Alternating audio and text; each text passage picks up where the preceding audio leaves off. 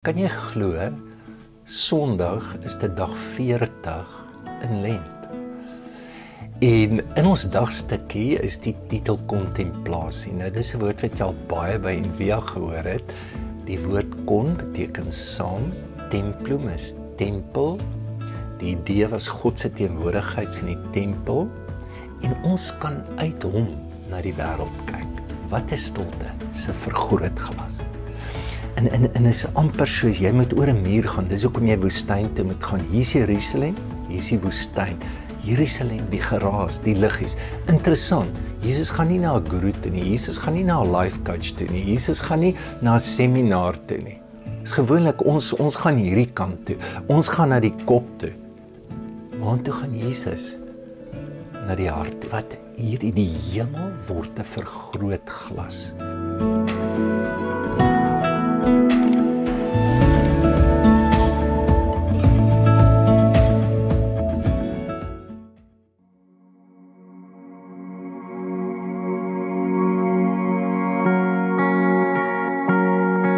I came to silence in desperation after I'd read all the books about prayer journaling and memorizing scripture and doing this and doing that.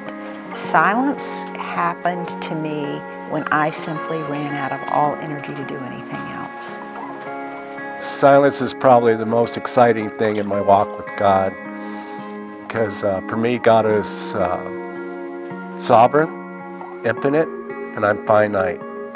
So me talking to Him is not near as important as Him talking to me. I believe Christ wants to form my heart, and He doesn't do that with a to-do list. He does that when I unconditionally give Him the space to work on my heart. And that's what silence is for me. One of the ideas of the self is that it's polyphonic, that it's all these voices, that there's no self, that the self is made up of voices, and that there's things that organize those voices, right? And so sometimes stress can do that, trauma can do that, experiences early on organize those voices into ways that we then kind of live and have these patterns. And silence, I think, moves us into a space where God's presence can then kind of reorder those and have a say. I think silence in terms of recovery and spirituality is that willingness to look inside. I think oftentimes in our addiction, what we don't do is we're too afraid to look inside. And so we talk, we drink, we act out, we do crazy stuff sometimes. And so much of it is a running away from silence, the silence of our hearts, the silence of our souls. The scary part of silence is seeing yourself in terms of not being busy. Is what's there? If I take away the pieces of my busyness, do I have left just a shell? That if I'm not performing this or working at that, and I am stripped of that in silence with myself, is there actually anything there? It's kind of a waiting. I kind of look at it in the same way as, if I'm thinking of silence as meditation, it's kind of a waiting for me, waiting for the noise to die down. It's taking all those individual little volume radio dials and turning them down for every little thing I have going on that's up there. So that actually leads to realizing what's true for me.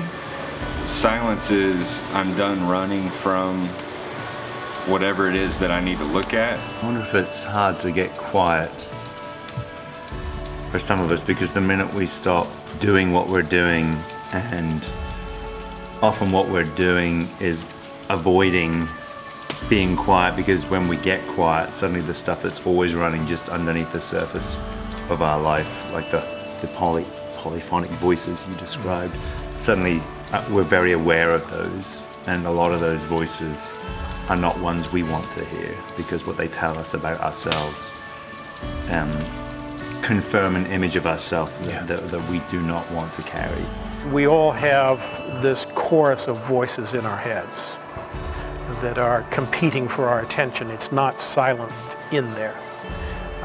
And the voices often are not very helpful. They're saying all kinds of crazy stuff. I remember once going to a workshop where the main point of the workshop was about listening to your inner child. So I worked hard to do that, and my inner child kept saying, maybe we should go get a drink. You know, it wasn't a very healthy crew of voices on this inner chorus. And for me, it was certainly necessary to silence those voices, find some way to get some peace and quiet inside my head. And what needed to happen really was to replace those voices with other voices. I don't think our heads were meant to be empty, to be just silent, but to have it full of sober voices, saner voices, wiser voices, more compassionate voices. That's what helped me. Most of the shame voices that people have in their heads were not invited in, right? This was not, gee, I'd love to have you have part of my head. It's some sort of intrusion has taken place, some sort of boundary violation took place for all those voices to get in there and to have such power and such presence. And it was part of the healing process to say, you know, I got better boundaries now. I got a sense of whose voices I want in here and who I don't. It's not that I just want silence, I want some saner voices. I want the noise to be a more graceful melody than the one I'm hearing now. And I'm certainly still in the process of heading towards that, but it's not the relenting shame chorus that it once was inside my head. It's a healthier place to be now.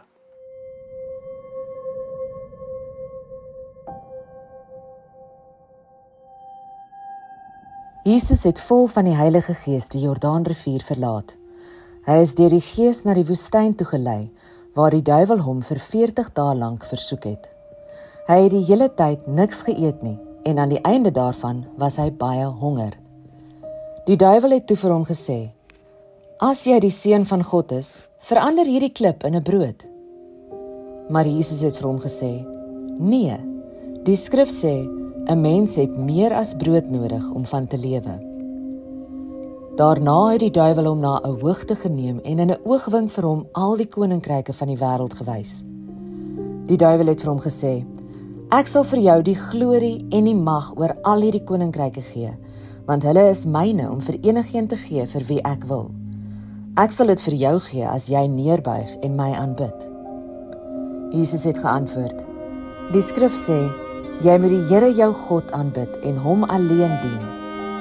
Toe het die duiwel hom na Jerusalem geneem, na die hoogste punt van die tempel en gesê, as jy die Seun van God is, spring hier af, want die skrif sê, God sal aan sy engele opdrag gee om jou te beskerm, en hulle sal jou op die hande dra, sodat jy nie dalk jou voet teen 'n klip stamp nie. Jesus het hom geantwoord, die skrif sê ook, jy mag die Here jou God nie op die proef stel nie.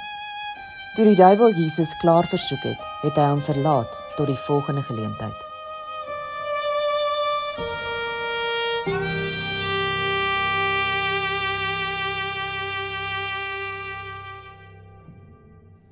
Goeiemôre, dis goed om saam met jou te wees vandag. Kan jy glo, Sondag is dit dag 40 in Lent. En in ons dagstukkie is die titel kontemplasie. Nou, dis 'n woord wat jy al baie by Envia gehoor het. Die woord kon beteken saam, templum is tempel. Die idee was God se teenwoordigheid in die tempel en ons kan uit hom na die wêreld kyk. Hebreërs 12 vers 2 sê dit verskriklik mooi, die oog gefestig op Jesus die leidsman. Die ou gelowiges het dit baie keer genoem 'n liefdevolle blik. Hulle het baie keer genoem kontemplasie is om 2 keer te kyk. So wat die Hebreërs skrywer sê, die oog gefestig, dis aandag wat gefokus is. Dis aandag wat stil staan. Dit is 'n dieper bewustheid. En dis waar jy in Lent ons uitnooi. En dis hoekom die stilte so belangrik is. Die woestyn.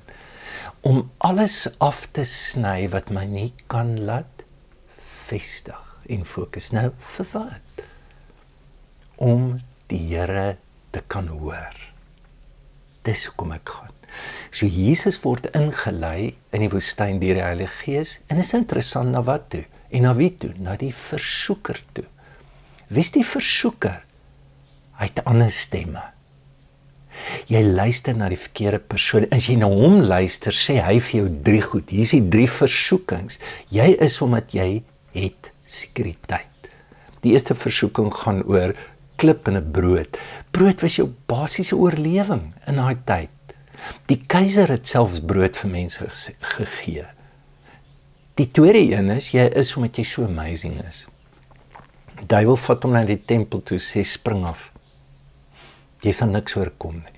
Nou, die priester was in die tempel en hy moes enige wonderwerk verifieer. So indien Jesus dit sou doen, sou dit geverifieer word en hy kry die titel die Messias.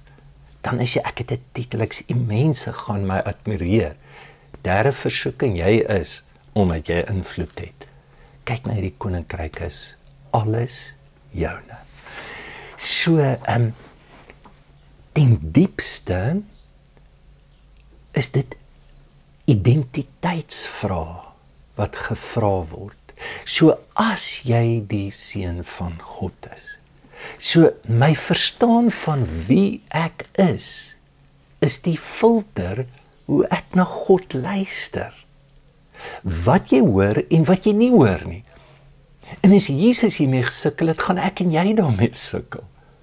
En kyk bietjie net, hoeveel keer word Jesus verwar met mense se eie behoeftes na aanvaarding, na sekuriteit en na mag. Kom ek noem gou 3. Vermeerdering van die brode.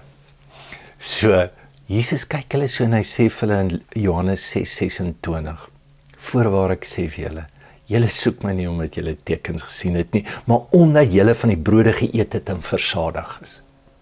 Kan jy sien? Ek volg Jesus want ek kry brood. Soos daai ou sendlinge wat 'n sakkie rys gee as jy Jesus aanneem. Tuurlik gaan ek Jesus aanneem, want ek's honger. Hierdie voorbeeld in Johannes 12:42 oor aanvaarding. Tog het selfs baie van die lede van die raad in hom geglo, maar weens die Fariseërs het hulle dit nie openlik bely nie, sodat hulle nie uit die sinagoge geban sou word nie. Hulle het die eer van God meer lief gehad. Hulle het die eer van mense meer lief gehad as die eer van God. Kan jy sien, wat ek doen is dat mense van my kan hou. Nie soseer wat God sê nie. En dan die ander voorbeeld, Johannes 4:48, en daar's klomp van hulle, sê Jesus sommer reguit, julle glo net omdat julle tekens sien. So kan jy sien, ons raak baie keer opgeneem deur wat God of Jesus verteenwoordig, nie wie hy noodwendig is nie. Wat is stilte? Dis 'n vergrootglas. En is amper soos jy moet oor 'n muur gaan. Dis hoekom jy woestyn toe moet gaan. Hier is Jerusalem, hier is die woestyn. Jerusalem, die geraas, die liggies. Interessant, Jesus gaan nie na 'n guru toe nie, Jesus gaan nie na 'n life coach toe nie, Jesus gaan nie na 'n seminar toe nie. Dis gewoonlik ons gaan hierdie kant toe, ons gaan na die kop toe. Waartoe gaan Jesus? Na die hart, wat hier in die hemel word 'n vergrootglas. En weet jy wat?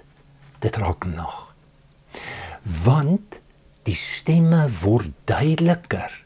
Stilte is ongelooflik moeilik. Want dit is presies wat met jou gebeur is nie oor ek het gou vinnig die labirint gaan loop. God, dit is ongelooflik. Kom nou van ons skeidingstydperk af. Dis nee. Luister na enige iemand wat 'n ervaring het met God. Is jy sien goed duideliker. In my studies het ek afgekom op 'n eksperiment wat 'n proffie gedoen het by die Universiteit in Virginia. Die manne gevat het, gesê het, julle kan kies 30 minute in stilte of 'n elektriese skok. 80% vat 'n elektriese skok. Hoekom? Want dit is so lekker in Jerusalem. Weet jy wat gebeur hier? Dis jou drak. Ek word verdoof, ek word weggetrek, ek word afgelei. Ek hoef nie te sien nie, ek hoef nie. So, hierdie is 'n ongelooflike plek. As jy dit reg doen. En vir Jesus was dit 'n helse stryd. 'n Engel moet hom kom help. Wat is so moeilik? Dit is omdat die stem van God en die stem van die versoeker so naby is aan mekaar. Hulle lyk in dieselfde, hulle voel dieselfde. Die versoeker, die duiwel, kom in ook met, hoorie, maar daar staan geskryf, hy gebruik selfs die Bybel. Kyk, hierdie is nie 'n storie om die Bybel te fight, of die duiwel te fight met Bybelteksies nie, soos wat ek geleer is. Die duiwel gebruik dit ook. Dis 'n diep insink in die wete en die oortuiging van wie ek is en wat ek lewe, en dat dit die plek is van hoe God met my praat en die ervaring van God in en deur my lewe. So ek wil miskien net afsluit met 2 goed. As jy nou wil sê, ek wil die Here hoor, dink ek nie, hierdie is nie 'n stuk wat vir ons hoe om te luister na God gee nie. Hierdie is 'n stuk wat ons uitnooi na ons lewe toe en stemme wat konstant teenwoordig is waarvan ons moet bewus word sodat ons God kan hoor. Palmer Parker, hy sê dit baie mooi. Hy het 'n boek, Let Your Life Speak, dis hoe om die Here te hoor. Dit is verskriklik mooi. Hoe hoor jy die Here? Deur jou lewe. Dis 'n manier van lewe en nie 'n luister tegniek nie. En ons wil Jerusalem toe. Kop. Ja, ons weet, ons vertrou die wetenskappe. Ons is produkte van die verligting. Wat gesê het. En ons glo nie meer in dit, ons glo nie meer in dit nie. Ons kan bewys dit en dit. En nou het ons die Bybel convert in 'n bewysboekie. En of nee, maar navorsing wys duidelik vir my, dis alles mooi. En ek kan regtig, ons hoef nie negatief te wees oor die wetenskap nie. Waarheid bly waarheid. En die wetenskap het ook waarheid. Maar hier is my groter probleem wanneer ons praat oor die wetenskap. En dit is wanneer wetenskap die oorhand kry oor ons morele insig en ons manier van lewe. Ek wil jou vra, is daar 'n verband tussen integriteit en kundigheid? Verseker. Wie is kundig? Is die ou met die doktersgraad, die goeie navorser, of is dit dalk 'n ma wat nie eens geleerd is nie, wat die beste ma is, of iemand wat net goed is, was nooit MD of iets nie, net ongelooflik goed. Jy kry verskillende kundigheid. En ons word ten diepste beïnvloed, en jy kan dit nooit skei nie, oor moraliteit, oor hoe ons lewe. So Aristoteles, hy het die woord gebruik pronesis, en hy het gesê, onderrig van waarheid kan nooit geskei word van die beoefening van deeg nie. Dis dieselfde ding. Einstein het gesê, jy kan nie navorsing skei van selfondersoek nie. So wie ons is, beïnvloed ons perspektief op die waarheid. En wie ons is, ons moet besef, ons perspektief is altyd net gedeeltelik gevorm. En dit word diep ingekleer deur ons eie morele lewe. So, Jesus gaan nie berg toe omdat hy in 'n krisis is nie. Ek bedoel, dis great as jy gaan, en ek bedoel, God wil deurkom, en God wil hê jy moet gaan. Maar dis nie hoekom hy gaan nie. Hy ken die berge. Sy hele lewe bestaan uit afsondering, stilte, verstilling. Engels is mooi, solitude, silence, stillness. Inteendeel, hierdie patroon is so belangrik dat hy los selfs genesings. Daar's goed wat hy nie eens meer doen nie, hy loop weg van dit af. Dan gaan hy in stilte en hy loop weg van behoefte af. Want hierdie is sy manier. Hy gaan nie om gou spesiale krag te kry nie. Hy gaan nie omdat hy voel sy bediening begin nou moet hy regkom. daar gebeur nie groter wonderwerke na hierdie ding voor die tyd al klaar gebeur. Die oomblik word vir hom helder. Weet jy hoekom? Daar's 'n basis waaruit God praat. Dis 'n belangrike ding. So ek wil afsluit vir jou dalk sê, wat 'n beeld lewe jy as jy sê ek wil hoor wat die Here sê? Moenie dink aan 'n radio, soos klankgolwe sê God praat net in tune in en ons saai dit uit. Dis nie dit nie. Ek dink 'n beter metafoor is 'n berg wat jy moet gaan klim. So gaan woestyn toe, gaan na die berge toe. So dit was Moses, dit was Elia, Jesus op die berg. Dit was almal se ervaring. So die beeld is mooi. As jy berg toe gaan, jy gaan basecamp kry. Dit is terrible, want daar is nie suurstof nie. Dis moeilik. Dit voel of jy versmoor. So die eerste ding is klimatisering. Dis hoekom die tydperk so belangrik is. So en dan moet jy klim, nê, en dan wat is die storie? Jy moet laat gaan. Jy vat nie alles saam nie. Vat net saam wat nodig is. So dis nie laat gaan. So die storie van die konfrontasie van Jesus is eintlik die laat gaan van stemme. En weet jy wat gebeur dan? Dan word God se stem duidelik vir jou lewe. Laaste ding, ek dink nou aan Hartmut Rosa. Hy's 'n sosioloog en hy het hierdie werk gelewer oor versnelling en die lewe wat net vinnig raak en hoe dit ons verhouding met God, met ander, met plek, met alles net vervreemd en verduister en goed. En dan vertel hy hierdie storie en sê, as jy in 'n roostuin instap en jy stop om dit te ervaar, gaan dit nie oor die stop in die pos nie. Dit gaan oor die ruik, die inneem en die verstelling van jou verhouding waar jy in is. Dit is die ontmoetingplek van God. Ja, ons gaan nou, Vrydag is ons Paasdiens, wat ons iets probeer verstaan van hoe dit regtig kan doodgaan in ons lewe. En dit was sy boodskap, neem jou kruis. Wat die kruis van wat? Is die laat gaan, is die doodgaan van al die goed wat vir ons sê.